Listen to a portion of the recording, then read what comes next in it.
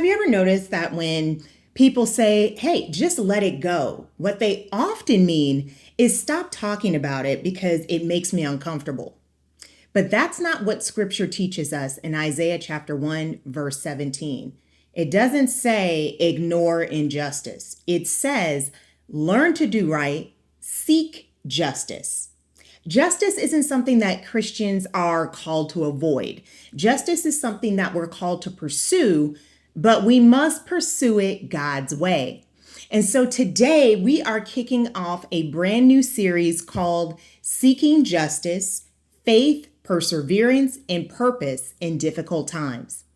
And so this entire series is inspired by Isaiah chapter 1, verse 17.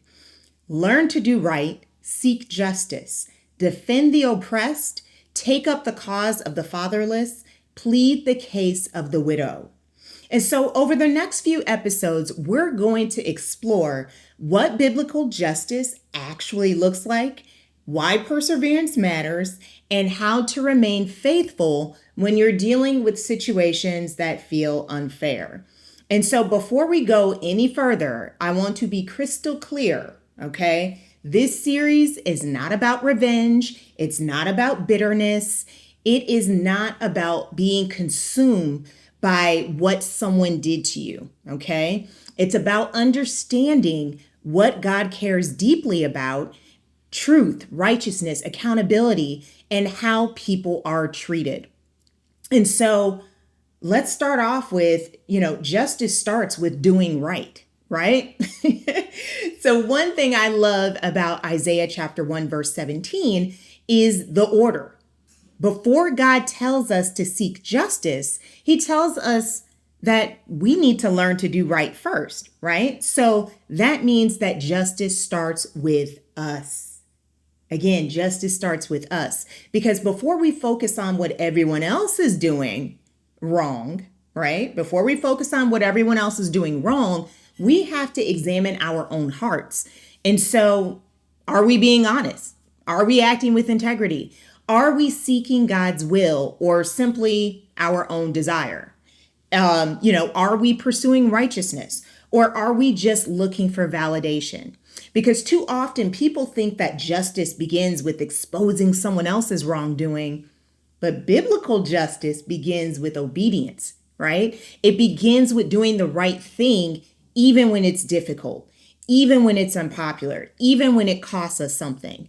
And let me tell you, that last one, if you're seeking justice the right way, God's way, sometimes it's going to cost you something, but it's always going to be worth it in my experience.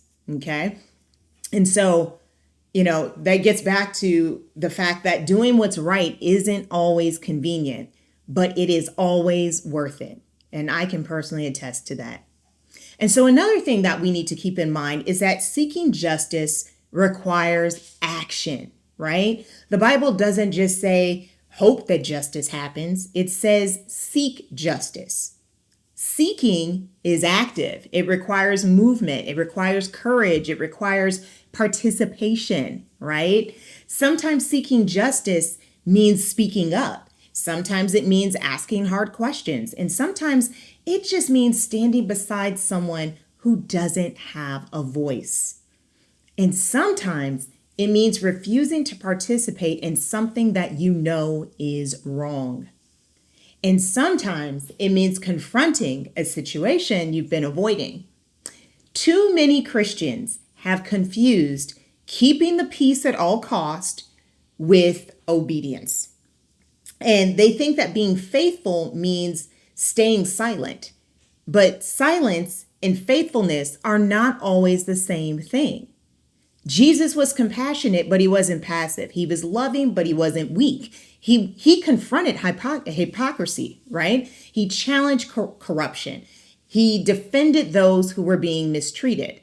He consistently stood for truth, something that is sorely missing in our society today, right? Seeking justice means being willing to do the right thing even when it's uncomfortable.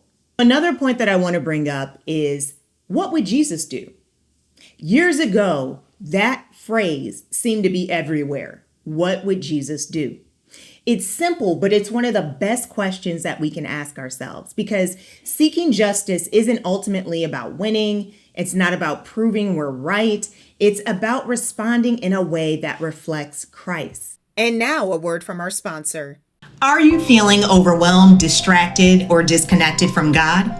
Join me for the free 7-day challenge where we'll spend 7 days intentionally seeking God through scripture, prayer, reflection, and practical faith-building exercises. Whether you're thriving spiritually or simply trying to find your footing again, this challenge is designed to help you grow closer to God and strengthen your faith. James chapter 4, verse 8 says, "Draw near to God, and he will draw near to you." Sign up using the link in the show notes, and let's draw near to God together. Back to the show. And so, what would Jesus do? Would he tell the truth? Yes. Would he stand up for the vulnerable? Yes. Would he confront wrongdoing? Yes. Would he compromise his convictions to make people comfortable? Absolutely not. Seeking justice means aligning our actions with Christ's character, not our emotions, not public opinion, not fear, Christ's character. And so here's another thing that we need to keep in mind. Justice is not revenge, okay? So let's talk about something that a lot of us struggle with, okay? Justice and revenge are not the same thing. They're not, guys, okay? Revenge says, you hurt me, so I want to hurt you. Justice says, what happened was wrong and it needs to be addressed. Revenge is driven by anger. Justice is guided by righteousness. And so revenge seeks retaliation, but justice seeks truth. And so revenge wants personal satisfaction. Justice wants accountability. Two different things here. And that's why Romans chapter 12, verse 19 reminds us, do not take revenge, but leave room for God's wrath. Notice what Paul doesn't say. He doesn't say ignore wrongdoing. He doesn't say remain silent. He doesn't say never advocate for yourself. He says don't make revenge your mission, because vengeance belongs to God. And just a quick side note, I actually did an episode about vengeance last week, so I'm going to leave that in the description as well as here somewhere. All right. Our responsibility is obedience. God's responsibility is judgment. And so now we are coming to what I consider to be the hard part. All right. Here's what I've learned. Seeking justice is often harder than enduring injustice. Right? Because seeking justice forces you to trust God while you wait. It forces you to stay in faith and obey when outcomes are uncertain. And I hate to feel like I'm in a waiting room, but that's exactly what it feels like. It forces you to tell the truth, even when, people would rather that you stay silent. And that is so difficult. Sometimes you're exhausted. Sometimes you're frustrated. Sometimes you're misunderstood. Sometimes you wonder whether standing up was worth it at all. I've been there. But Isaiah chapter 1, verse 17 reminds us that God never asks us to ignore injustice. He asks us to pursue righteousness while trusting him with the results. And so I want to ask you 3 questions. Is there a situation in your life where you know to do the right thing, but you've been avoiding it? Are you pursuing justice, or are you pursuing revenge? And last but not least, what would it look like to seek truth while trusting God with the outcome?